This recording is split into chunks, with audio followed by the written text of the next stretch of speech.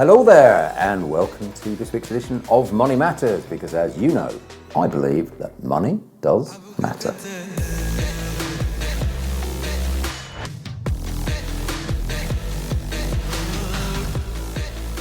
What I want to talk to you about this week is something fantastic in me. I'm joking, of course. But I just thought it might be handy if I talk you through how I got to where I got to and why property has played such an important role in my life and why it's such a massive anchor for me in terms of financial stability.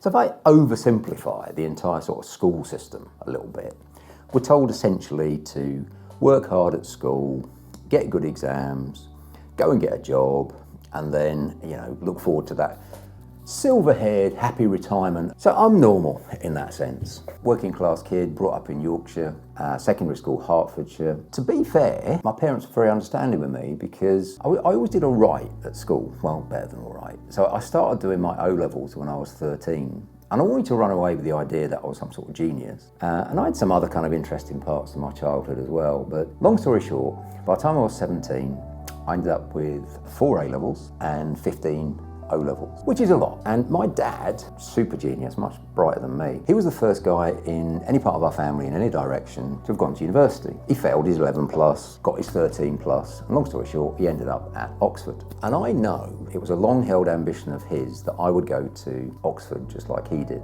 And I managed to get a place at St Catherine's, Oxford, but it wasn't what I wanted to do. And the first part I would suggest to you, but to myself as well really, of my wealth journey was something in me just said, what do you want to go to St Catherine's, Oxford for, to do physics with philosophy? Because that's what I've been accepted to do. And I decided I wanted to make things. I wanted to be an engineer. I wanted to do some manufacturing. Amazing testament to both my parents. They didn't have a fit and flip out. They actually helped me. Again, long story short, I ended up at Dagenham at the Ford engine plant. I did a 4-year multiple thin sandwich course. That meant I was doing 2 terms a year at university and 2 terms working. Now the benefit of that was I got a decent amount of money while I was working because it was shift work. And even while I was at university, they used to give me £1,000 a term of sponsorship. And that meant, again, long story short, that having started work at the age of 17, by the age of 18, I'd managed to save up £9,000. And the average salary way back then was £12,500 a year. So you might be thinking, well, how on earth did you do that? Well, I found a way to live for nothing, and I mean nothing, and I saved all my money up. 1 year later, age of 18, I bought a property, a flat in London, 269A Roman Road, for £9,000. But that was a long time ago. And all through my early years, I'd see my dad and my granddad make money from property. But what he used to do was buy rundown houses, do them up, and then we as a family, we'd live in a building site for 3 or 4 years. Him and mum would then sell them. And he used to tell me they made more money from doing that than they did from doing their jobs. So I knew there was money in property. My English granddad had built his own house after the war, and so I'd seen him make a lot of money from property as well. My Irish granddad, I didn't know him as well because he died when I was quite young. I was the village auctioneer. So he made money out of property as well. What I saw in both those cases with both my granddads was how easy it is to lose your wealth when you pass away. As my Irish granddad, for instance, there was no one to hand it over to. He had 9 children. He hadn't really thought about his inheritance. He died before he expected to. So for me, wealth is something that's intergenerational. It's not being rich, and it's never about the money. It's about the choices that money gives you. So wealth for me has got a couple of characteristics. It's something that's the very long term, by which I mean, your grandchildren's grandchildren's grandchildren. So it's intergenerational. And it's a passive income that allows you to spend your entire life doing what you want. Anyway, back to the 18-year-old Paul. So I worked at Ford until I got my degree, and then after I graduated, they sent me over the river to the Woolwich component plant. I worked there for a year and a bit, and that's when I got my first taste of redundancy. In that same year, because the Woolwich component plant was shut, I was made redundant for the first time. But what can you do? You're in your early 20s, and to be honest, I'm not moaning because they gave me more or less 2 years' salary. And I specifically remember I bought a bungalow, it's a 3-bedroom bungalow, in a little village called Aveley, which is not far from Dagenham. And I had it for 42 weeks. How do I know I had this bungalow for 42 weeks? Well, I remember distinctly I bought it for £78,000 and I sold it 42 weeks later for £120,000. So I made £42,000. I made £1,000 a week tax-free, because I lived there, so there's no capital gains tax, in under a year, having done nothing to the property. And at the time, my salary was about £14,000 a year. So I've just made 3 years' salary tax-free because I owned a house. Now, these are some fairly powerful lessons when you're 20, well, any age really, but especially when you're 23. Sold that property, bought one in Newcastle, and I paid £30,000 for that. But I didn't want to exit the southeast. So I got together with my very good friend Nick, still is my very good friend, and we bought a house together. We bought a 4-bedroom detached house. Now, here was the plan. The plan was that he would live there. That meant there were 3 extra bedrooms. I bought 3/4 of it, he bought 1/4 of it, and the other 3 bedrooms will be let out. That was my first, I suppose, professional property investment, because it wasn't my home. It was a JV, it was a joint venture with my friend Nick. I'd put up the majority of the deposit, and I was responsible for 3/4 of the mortgage. And the other thing, it was a house in multiple occupancy. It was an HMO. And back in the day, we didn't even have things called HMOs. You know, it wasn't a thing yet. So this was all quite exciting. But that left me with some spare money, because the deposit on that one that I put in was maybe 20 grand. So that meant after I'd paid off the mortgage, sold my bungalow, whatever, I still had around about £60,000 in cash. And that was my first adventure into the stock market. So I went and joined Roundtree's, not a name that even exists anymore. So much for a job for life. And I went up there, stayed there for 1.5 years. Guess what? Roundtree Macintosh got taken over by Nestle. So that was my second experience of a factory closure. But the reason that that's relevant is I bought Roundtree shares at £3.60, and when they eventually got taken over, Roundtree shares, I think, went to £10.50, £10, so triple, roughly. So I'd put 30k in, so I made another £60,000 profit. I did have to pay tax on that as a result of investing in stocks and shares. So I'm now 25 years old, I've got an investment property, I'm redundant again because someone's taken over the company I'm working for. I'm just thinking, well, where's this all leading me to? What lesson is life trying to teach me? Because I'm just about 25, got my first 2 children by now, I'm married, I've made a ton of money off stocks and shares, I made an absolute shed load of money off property, and I've been made redundant twice. Now, I guess in most things that I do, I'm quite extreme, and I don't know about you, but I'm certain that you will know someone that's been made redundant, and you probably don't know people that have been okay.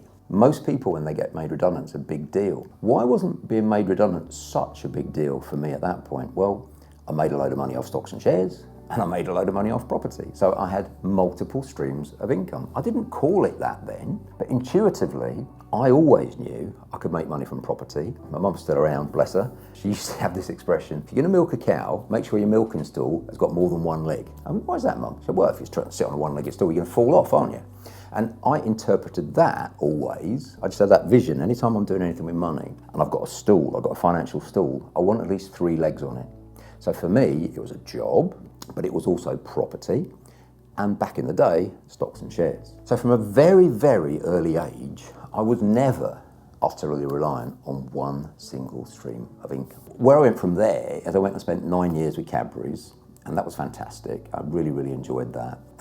Became a factory manager, and I got paid handsomely for that, and I got good bonuses. So as you can imagine, I'm continuing to upgrade my house every few years. I'm continuing to invest in stocks and shares, and I'm continuing to buy investment properties. Roll forward to the end of that 9-year period, so where am I now? I'm in my early 30s. I was approached by a headhunter, and I got taken to Whitbread, where initially I was responsible for running their biggest brewery, did some quite interesting bits and pieces there, and relatively shortly after that, sort of mid-30s, I became operations director for Whitbread. So now I'm on the board of a blue chip PLC, and I'm making really good money. But I used that time to consolidate what it was that I was doing.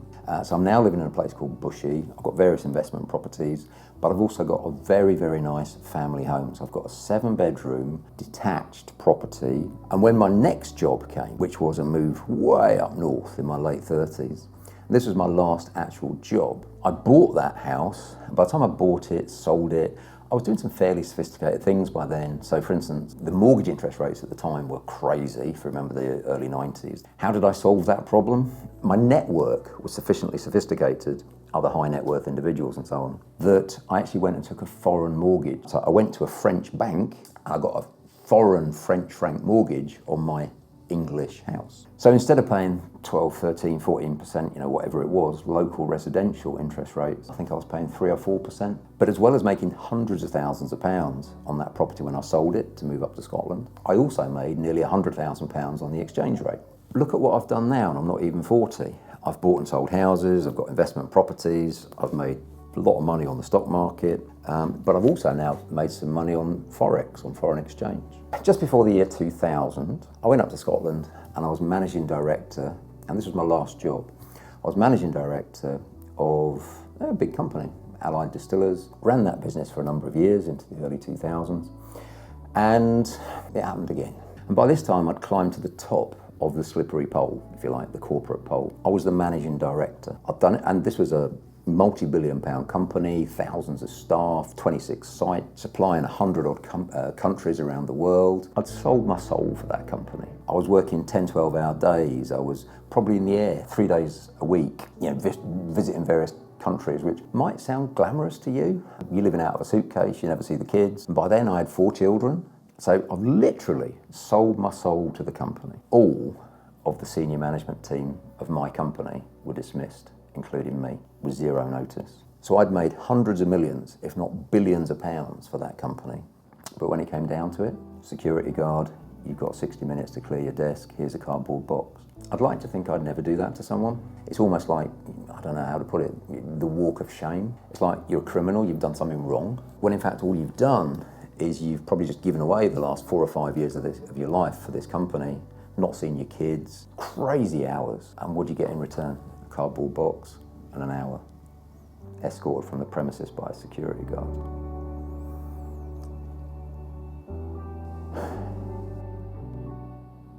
So there we were. That was my £400,000 salary down the tubes. And you might be thinking, well, presumably, Paul, you got a decent payoff. Well, I still can't talk about it, actually, because I'm still bound by an NDA, a non-disclosure agreement. In theory, I was supposed to get 2 years' salary, 2 years' share options, 2 years' car allowance. So in theory, I was due to get £1 million. What I actually got was a pen and a piece of paper called a compromise agreement. And it was made very clear to me that unless I signed that compromise agreement, I would get nothing. So I spent the next 18 months of my life fighting with a multi-billion-pound corporate so that I could get something. Did I get anything like the full amount of money that I should have got, according to my contract? No. Did I get more than the compromise agreement? Yes. Do I regret spending 18 months of my life fighting with a multi-billion-pound corporate? Yeah, I do. I probably should have just sucked it up, took the compromise agreement and got on with it, because it meant for the next 18 months I didn't have anything. That was quite tough. But my wife, Aniko, she was working. Her salary was decent, about £250,000. So you'd probably think, well, that's all right, Paul. Thing is, she was made redundant with me on the same day, and she was given the same compromise agreement. And we took the decision together not to take it lying down. So many people think that we walked off with a fortune. We actually walked off with nothing, and a year and a half later, we got something. But what did we do? Curl up in a corner, feel sorry for ourselves, shout and scream about the system? I'm sure we probably did for a day or two. But then after that, we pulled ourselves together. By then, 4 children, 5th child was shortly on the way. You can't feel sorry for yourself. You've got to get up, you'll get on with it. But if any one of you think there's any such thing as a job for life, please let my story be a salutary tale. And it's one thing, losing the money. The second thing, and the more painful thing for me, was not only not being able to do things for the children, it was having to take things away from the children. I'm just remembering pain that I felt. When between us we were probably earning close to $750,000 a year, you do stuff that you don't even think about. So we had a couple of horses. And being made redundant is one thing. Having to tell your daughter that you're going to go and sell her horse, how would that make you feel? And I know most people don't have horses, but it's roughly the same as I come home and I say to my daughter, I'm really, really sorry. I can't afford it anymore. I'm going to have to sell your dog. It's part of the family. So that was the moment right there that Annika and myself decided never ever again are we going to put ourselves at the mercy of some shareholder's pen that's on a profit mission that doesn't care about people, that as soon as you're worthless, you're out. As soon as you serve, you could have made them £1 billion last year. They don't care. As soon as they got different objectives, you're history. And right at that time, because we'd always done property on the side as well, that's when property not only was important, that's when property saved us. We were in the middle of converting our house in Scotland. We bought a care home. It was a care home that was it was very old, it was run down, and we were converting it from a commercial property into a residential property. So this is a commercial conversion. And we bought that property for £450,000 because we could, because of our corporate salaries and whatever. And we were well on with the conversion, which was another £120,000. But if you take a run-down 9-bedroom care home standing in an acre looking out over the sea in the west coast of Scotland, literally, once you go out our front door, you've got a road, you've got a marina. But then if you keep going, the next thing you come to is called Canada. It's remote, it's gorgeous, it's in the Scottish Highlands. Absolutely love it. So we turned it back to the 8-bedroom, I suppose, mansion that you would call it, that it had been built as. And as soon as we did that, it was revalued at 1.2 million. We pulled all our money out of it with the mortgage, plus almost an extra £200,000, and we became full-time property investors. And the rest is history. Roll the clock forward to now. We've got a property portfolio, more than 20 million, passive income from property. Well, just take Dunera. We don't live in Dunera anymore, but we still own it. We've got a home in England, we've got a home in France. But just to give you an example, Dunera, we now run a service accommodation, and we typically rent it out for about £10,000 a week. You did hear me correctly, that's £10,000 a week. So after all costs, that house that's already given us £200,000 to build our property empire professionally makes us a couple £100,000 a year. So we earn hundreds and hundreds of thousands of pounds a year from property. And what that's allowed us to do is bolt on other property-related businesses. So we're now part owners of a solicitor's, we're part owners of an estate agent, we're part owners of a letting agent, we've got a property management division, we've got a training company, I write books.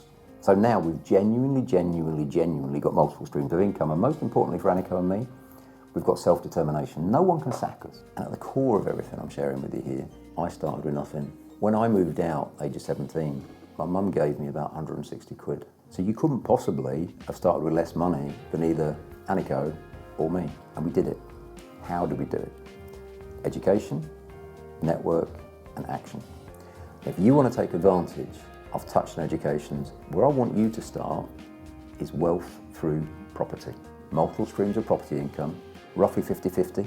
50% of the strategies we want to share with you, assume that you've got no money at all. 50% of the strategies we want to share with you, assume that you've got some money. So whether you've got nothing, whether you've got something, or even if you've got a lot, what I want you to do is come and spend 2 days with us at Wealth Through Property. There's a nominal fee, 99 quid. Between you and me, do you want to be a property investor and you don't think it's worth 99 quid, you should probably think again about being a property investor. As easy as possible for you to attend from anywhere in the world. I want you to insulate yourself and your family against not only the threat of redundancy, but the almost certainty of redundancy. Click on the link below, see it Wealth Through Property. You've been wonderful. I've been Paul, and I hope you've enjoyed this little trip down memory lane. See you there.